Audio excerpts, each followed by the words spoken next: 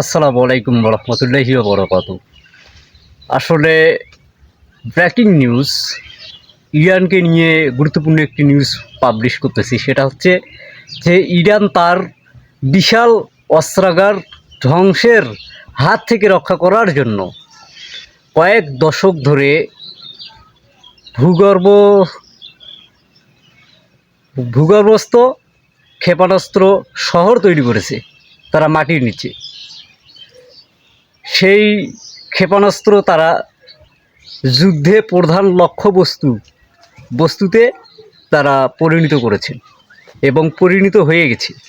এই জন্য তাদেরকে হচ্ছে সহজে ঘায়েল করা অসম্ভব।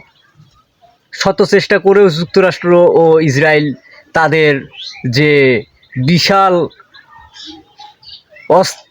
অস্ত্রাগারকে ধ্বংস করতে পারেনি, ক্ষেপণাস্ত্রের শহরকে ধ্বংস করতে পারেনি। বিস্তারিতটা ভিডিওতে দেখতে পারবেন।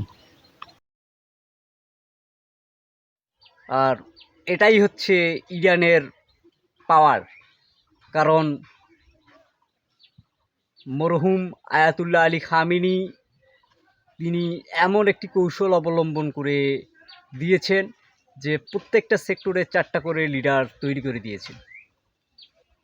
তিনি অসম্ভব ও অভাবনীয় কিছু কাজ তিনি তার দেশবাসীর জন্য করেছেন, মুসলিম উম্মার জন্য করেছেন।